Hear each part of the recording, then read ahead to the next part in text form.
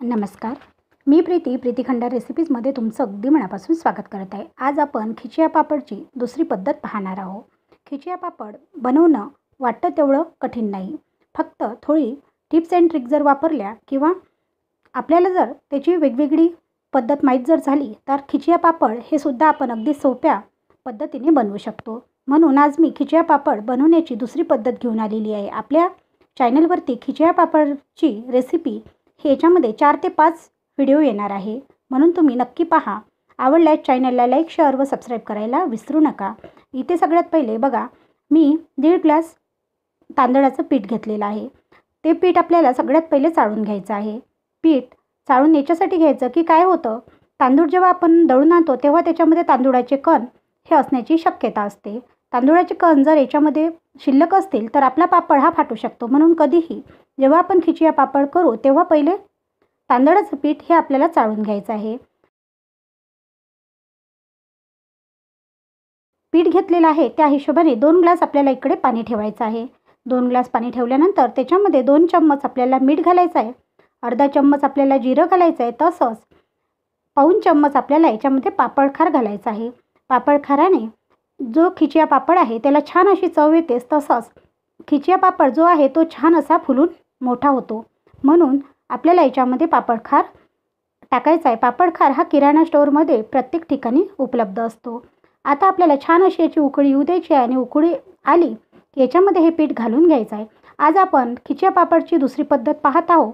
पण ही पद्धत मी जी पहिली पद्धत दाखवली त्याच पद्धतीप्रमाणे सोपी आहे. आता आपल्याला एक बेलणं घ्यायचं आहे आणि बेलणं घेतल्यानंतर आपल्याला एका डायरेक्शनमध्ये याला फिरून घ्यायचं आहे, जेणेकरून आपलं पीठ पूर्णतः भिजलं गेलं पाहिजे. व्हिडिओमध्ये ज्याप्रमाणे मी तुम्हाला दाखवत आहे त्याचप्रमाणे आपल्याला करायचं आहे. खिचिया पापड बनवणे हे खूप असं सोपं. फक्त थोडी पद्धत व थोड्या टिप्स वापरून आपल्याला ही खिचे पापड करायचे आहे. आता बघू शकता, ज्याप्रमाणे व्हिडिओमध्ये दाखवत आहे त्याप्रमाणे पूर्णतः पीठ हे पाण्यामध्ये मिक्स झालेलं आहे. आता हा गोळा हातामध्ये घेताच हाताला चिपकतो. याचा अर्थ असा की हे पीठ कच्चं आहे. म्हणून आता आपल्याला शिजवून घ्यायचं आहे. याच्यासाठी इथे बघा मी कॉटनचा कपडा घेतलेला आहे. आता ही दुसरी पद्धत आहे म्हणून मी दुसऱ्या पद्धतीने तुम्हाला दाखवत आहे. कॉटनचा कपडा घेतल्यावर नंतर आपल्याला हे पूर्ण पीठ याच्यामध्ये काढून घ्यायचं आहे आणि काढल्यानंतर याची अशी एक गाठोडी बांधून घ्यायची आहे. आता बघा, गाठोडी आपल्याला फिटोफिट बांधायची आहे, पण थोडी सैल ठेवायची आहे, जेणेकरून आपल्याला जे पीठ आहे ते असं व्यवस्थित असं चापट भागामध्ये झालं पाहिजे. आता एकीकडे मी गंज ठेवला, गंजावर एक चाळणी ठेवली आहे आणि पाणी उकळीला ठेवलेलं आहे. इथे छान अशी पाण्याला उकळी आलेली आहे. आता आपल्याला ही जी गाठोडी आहे किंवा हे जे पीठ आहे असं आपल्याला याच्यामध्ये ठेवायचं आहे. आता ताट याच्यावर बसत नाही म्हणून मी याच्यावर असं छान असं कटोरं ठेवणार आहे. मध्यम आचेवर आपल्याला हे 30 मिनिटं असंच शिजू द्यायचं आहे. 30 मिनिट झालेले आहे आणि तुम्ही बघू शकता आपली जी खिचिया पापडचं जे पीठ आहे ते छान असं शिजून तयार आहे. आता मी तुम्हाला खोलूनसुद्धा दाखवणार आहे. अगदी छान आणि सोप्या पद्धतीने हे पापड बनतात. तुम्ही नक्की एकदा ट्राय करा. आणि तुम्ही बघू शकता पीठ इकडे शिजून तयार आहे. पीठ शिजलं की नाही हे कसं चेक करायचं, तर असं हात लावून पाहायचा. हाताला जर चिपकलं तर समजायचं की पीठ हे कच्चं आहे. आपण थोडा वेळ आणखी याला गॅसवर ठेवायचं. पण जर हाताला चिपकत नसेल तर पीठ हे आपलं शिजलेलं आहे. आता एक ग्लास घ्यायचा आणि ग्लासने हे पीठ असं फोडून घ्यायचं. ग्लास आपल्याला इथे याच्यासाठी वापरायचा आहे की पीठ खूप असं गरम आहे आणि आपण याला हात लावू शकत नाही. थोडं फॅनमध्ये जाऊन या पिठाला आपल्याला मळून घ्यायचं आहे.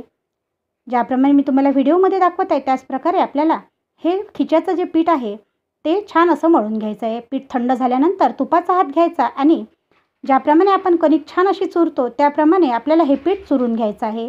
जेवढं पीठ छान चुरल्या जाईल तेवढेच हे खिचे पापड छान बनतात. जास्त आपल्याला चुरायची गरज पडत नाही कारण की पीठ हे छान शिजलेलं आहे. तुम्ही बघू शकता पीठ मी छान असं मळत आहे.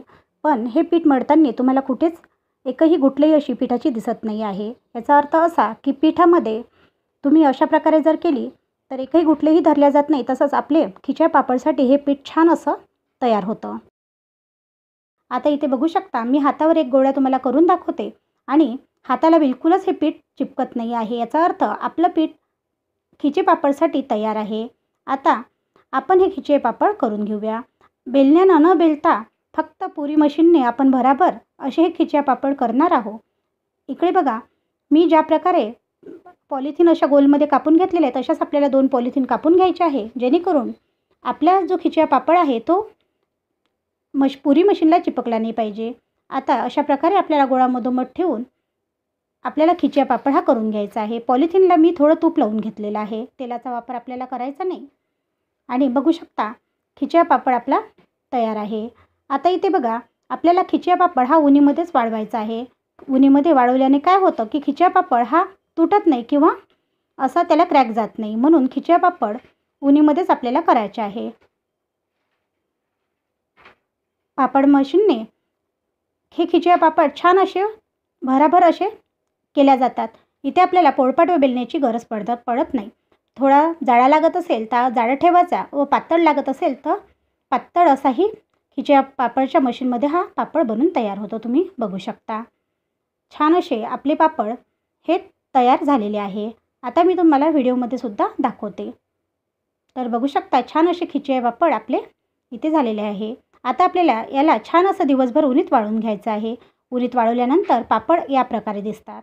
कलरही तुम्ही बघू शकता आणि पापड पण खूप असा पातळ झालेला आहे. बघा छान असा पापड तयार आहे. तुम्हाला जाड हवा असेल तर तुम्ही जाडसुद्धा या प्रकारे बनवू शकता. मी काही जाड काही बारीक असे पापड, पातळ असे पापड बनवलेले आहे. नक्की ट्राय करा. आता मी तुम्हाला हा पापड तळूनसुद्धा दाखवणार आहे. इकडे मी कढईमध्ये तेल गरम करायला ठेवलं आहे आणि बघू शकता आपला पापड टाकता क्षणी छान असा फुलून मोठा झालेला आहे. आता आणखी एक पापड मी तुम्हाला तळून दाखवणार आहे. तर बघू शकता कढई पण कमी पडत आहे एवढा हा मोठा पापड झालेला आहे. नक्की ट्राय करा. आणि आजचा व्हिडिओ तुम्हाला कसा वाटला कमेंट करून कळवायला विसरू नका. व्हिडिओ आवडल्यास चॅनलला लाईक, शेअर व सबस्क्राईब करायला सुद्धा विसरू नका, कारण मी तुमच्यासाठी असेच नवनवे व्हिडिओ घेऊन येणार. धन्यवाद.